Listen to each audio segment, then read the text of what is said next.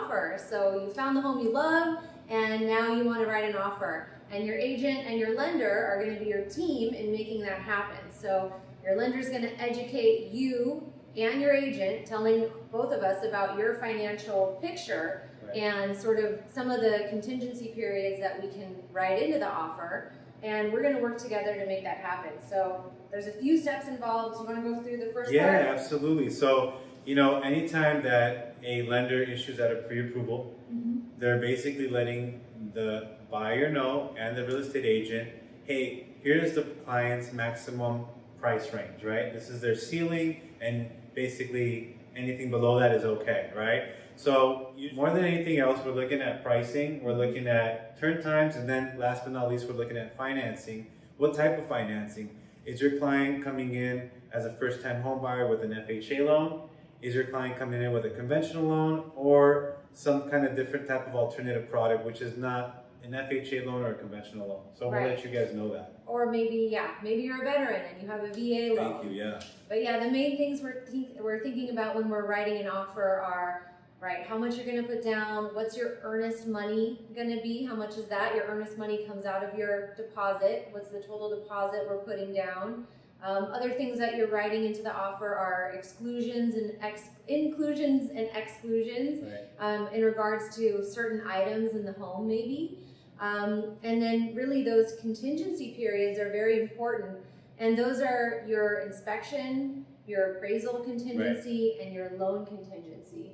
So the lender kind of has control on the lending side of those. Your agent will help you decide how long your inspection contingency should be. In this market, you want all of these as short as possible because the seller wants their money, like we said, ASAP. Yesterday. Yeah, and so the shorter we make those time periods, the more, once we accomplish those goals or release those contingencies, the more solid you are as the buyer, the more that you're sort of making progress along the track of purchasing that home. And so the shorter we have them, the better you look. The shorter, the better, right? Yeah, and so, typically the contract reads that we have 21 days to get your loan finally approved. We have 17 days to get an appraisal done and signed off, meaning that the appraisal is ordered, the inspector goes to the property, and then also generates a report, usually about 32-page report, 5 to 7 days after the inspection period, and indicates what the value is, right? And so 17 and 21 are the general time periods, but we always try to bump that up. We usually try to make it between 10 and 12 days. This, again, is a great pointer for you as a buyer, or even as an agent, to get your offer accepted, to make it look a lot more enticing to that seller or to that listing agent, to show that, hey, you guys aren't messing around. We can make this happen fast, and we got a great team and a great buyer ready to go. Absolutely.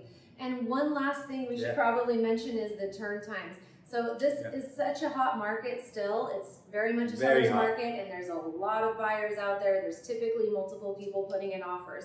So when you want to write something up, and even if it's just your lender, before you even write an offer, asking for information, the quicker that you get that to us, the better. So when we're docu-signing documents to you and we send it to you that night, go ahead and sign it right away, because there's just not enough time. You don't want to miss out on purchasing that home because you took too long to sign the documents. I mean, you guys are probably looking at houses on a Saturday or Sunday. There's open houses. There's other families out. There's other agents showing properties.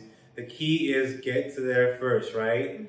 First punch wins usually, right? So that's the idea. Same thing on my side. We give you the option to either ink sign stuff or to docu-sign things. DocuSign just makes things move so much more faster. I can't stress that part out enough, because it's going to help you get an offer in front of the seller. It's also going to get your loan moving a lot quicker. And sorry, one more thing I want to speak to actually is the earnest money deposit. So let's talk quickly about what that is. Okay. So anytime that you write an offer, you're going to submit your purchase price, and then you're going to submit what they call an earnest money deposit, or like a good faith deposit. If you were, let's say, renting a house, it'd be kind of like a security deposit.